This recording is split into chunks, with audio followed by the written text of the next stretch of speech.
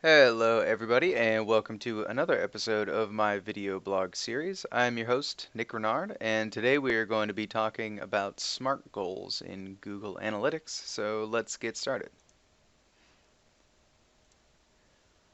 SMART goals in Google Analytics are another form of conversion tracking. And to start this off, I just wanted to do a quick recap of what conversion tracking is exactly. Google AdWords calls a conversion is anything that you want people to be doing on your website. So if you want them to be, you can see here the types of conversion tracking: phone calls, if you want them to be calling, if you want them to be submitting contact forms, quote forms, demo requests, e-commerce, shopping carts, stuff like that. That's what Google AdWords calls a conversion. In analytics, they call them goals or goal completions, which is pretty much the same thing. Goal completions and conversions can be used interchangeably. One of them, the conversions, is just more of an AdWords terminology, and goal completions are more of an analytics terminology. So that's the slight difference there. The the types of campaigns that SMART goals would be useful for, and we'll go over what SMART goals are in a second here. Actually, I'm going to come back to this part. I should have put this at the second part of after the next slide. So I'm going to come back to this slide here in one second, give you a quick introduction into what SMART goals are. So here's a quote from one of AdWords' support sites that I really liked about just a general overview of what they are. And so it says here, to generate SMART goals, we apply machine learning process across thousands of websites that use Google Analytics and have opted in to share anon can't pronounce that word, anonymized conversion data. From this information, we can distill dozens of key factors that correlate with likelihood to convert. Things like session duration, pages per session, location, device, browser, etc. We can then apply these factors to any website. The easiest way to think about SMART goals is that they reflect your website visits that our model indicates are more likely to lead to conversions. So let's break that down into what that all means. Basically, SMART goals are a way of measuring all kinds of statistics that Google Analytics will naturally measure anyways just by being on your site. So things like time on site, or you can see here the session duration, pages per session, location, device, browser, all that stuff. So it measures all these little pieces of data that don't necessarily, tell you whether or not a campaign is performing well, but there are certain variables within that group that we can use to determine whether or not certain keywords are performing better or worse than others. They're not 100% telltale that, oh, this keyword is more profitable than this keyword, but I have a couple examples here. For the first one is time on site. If we knew that the average time on site of someone who visited your website from one of your campaigns was 30 seconds, and then in another campaign, the time on site is 120 seconds. Just knowing those two variables right there, if that's all we know, and we're talking about in a vacuum here, where there's no other variables that are affecting this situation, you would tend to choose. You would definitely choose the one that is time on site 120 seconds, because if users are spending more time on your website, then they are more likely to convert because they're clicking around, they're actually engaged with the website. We call that user engagement. The second example here would be bounce rate, which is another variable that Google or Google Analytics sorry, Google Analytics measures. Bounce rate is the percentage of time that people will click on your ad and then immediately click back. So if we know that one keyword or one campaign has a 40% bounce rate, meaning that 40% of the time they just immediately click back, and then another keyword or campaign has an 85% bounce rate, we would naturally choose the 40% bounce rate because we don't want people clicking on our ads and immediately clicking back, because that means two things. It means A, we paid for the click, which, is money out of our budget, and two, they didn't convert, because if they clicked back immediately, then there's no way that they could have filled out a contact form or called you or anything like that. So, and then the third example here, similar to the other two, if one of them has 1.25 average pages visited and the other one has 3.25 average pages visited, it's pretty much the same thing as the time on site. You're getting more user engagement with the more pages visited, so we would naturally choose the 3.25 pages visited. All right, let's rewind here. So, the types of campaigns that SMART goals would be useful for, because one of the questions you might be asking yourself right now is, well, if we're measuring things like phone calls or quote forms, then why do we need to be measuring these, minor details like bounce rate or something like that? Because the truth is that a campaign having a 40% bounce rate or a campaign having an 85% bounce rate, that doesn't actually tell us whether or not that campaign is performing well. I've seen campaigns with 95% bounce rates that perform insanely well, and I've seen campaigns with 20% bounce rates that are terrible. So even though that statistic normally would, we would favor the one with the lower bounce rate, that statistic alone or that piece of data alone does not tell us whether or not we should be investing more or less money into those campaigns.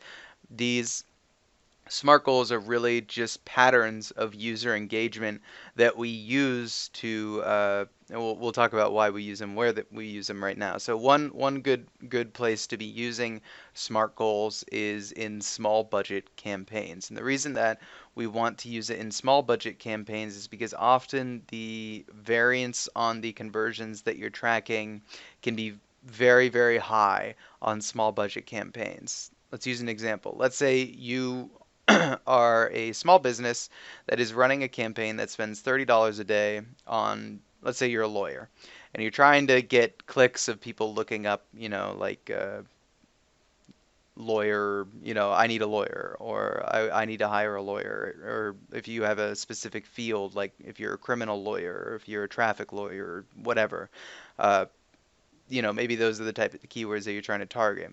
The problem is that in this example, first of all, lawyer clicks are generally very expensive. So if we only have a $30 a day budget, but we're paying $5 per click, that means that each day we're only getting 6 clicks. Uh, that's not a very high density of clicks. So it's hard to expect to get to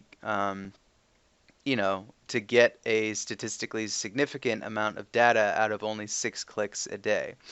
The reason that we would set up something like SMART goals is since we're getting so few clicks per day, and the conversion rate, I mean conversion rates are usually around anywhere from between 0 to 3%. It's not very high. So when we're talking about only six clicks per day, 0 to 3% is a very, very, very small portion of that number.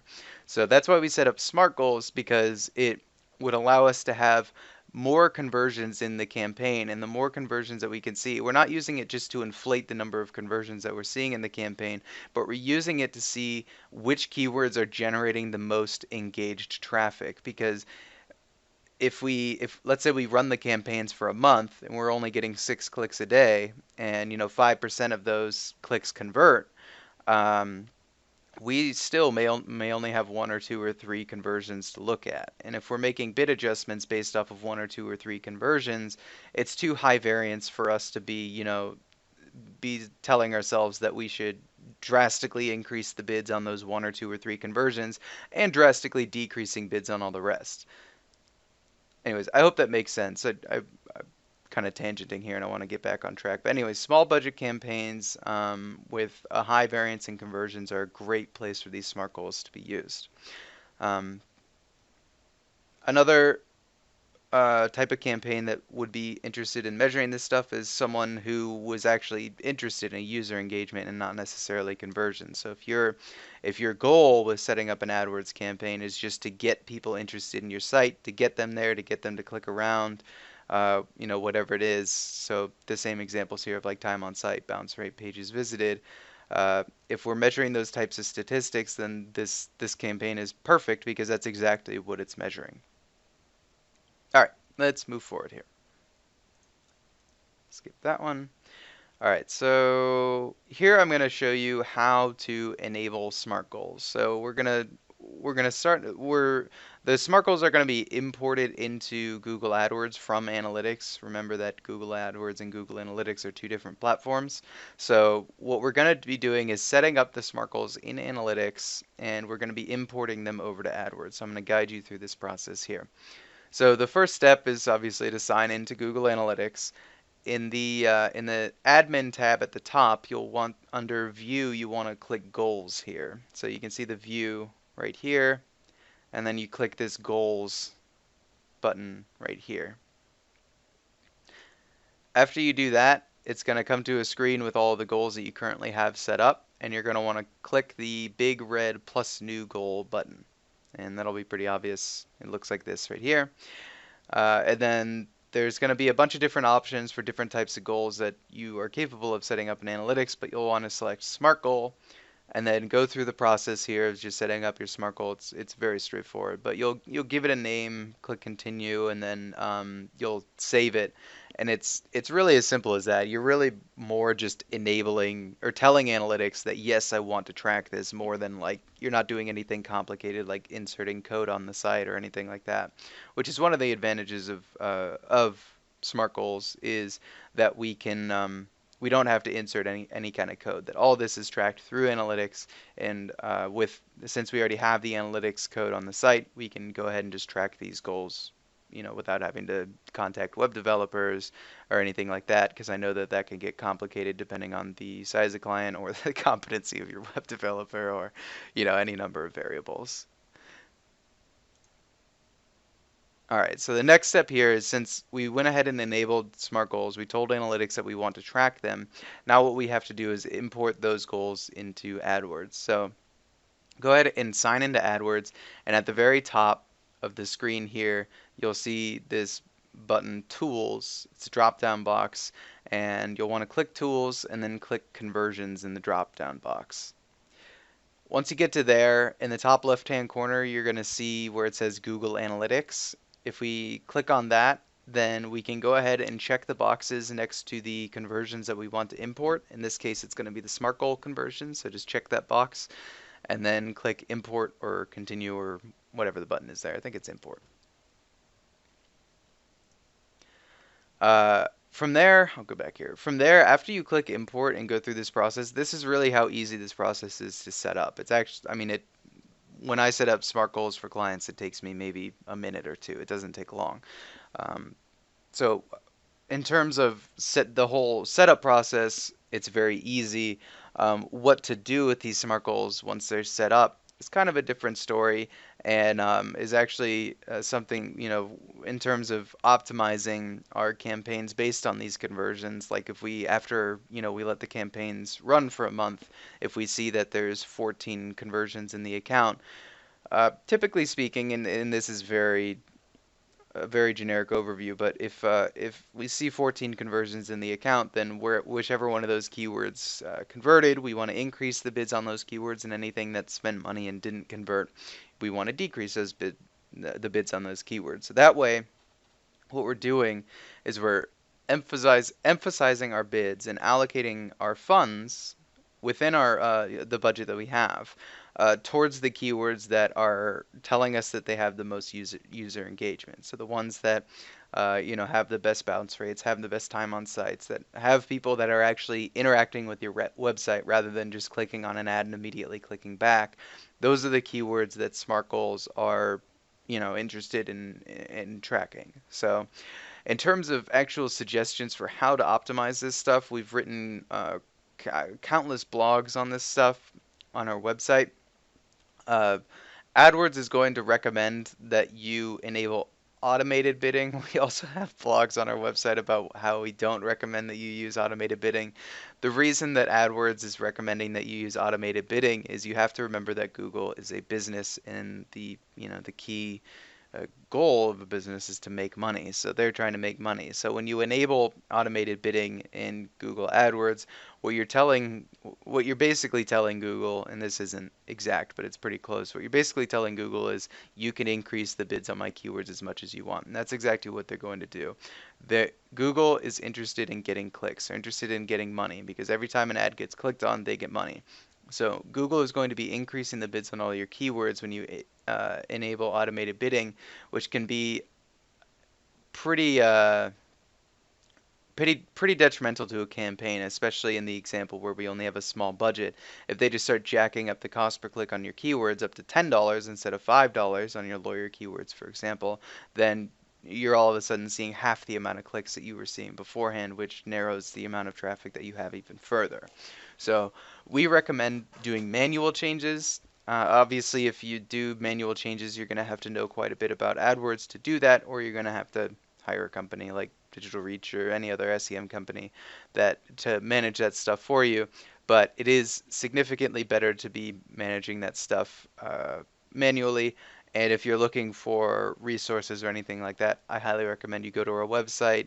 You go to digitalreachagency.com/blog/categories/SEM, and you'll find tons of blogs here. This is what the website looks like right here, where you can find information on.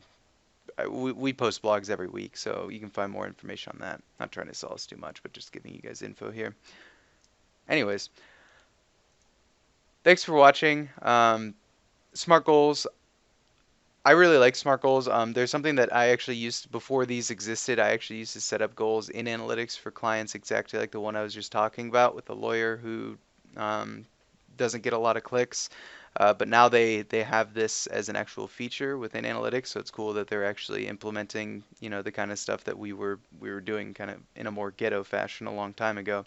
So I highly recommend you try this out if you have a campaign that's high variance on their conversions, or struggling to spend a lot and you're looking for some amount of data to be able to analyze. This will help you accumulate a statistically significant amount of data so that you can start making those changes to emphasize the traffic that is actually engaged with your website. So anyways, again, thanks for watching, and I will see you guys in the next blog.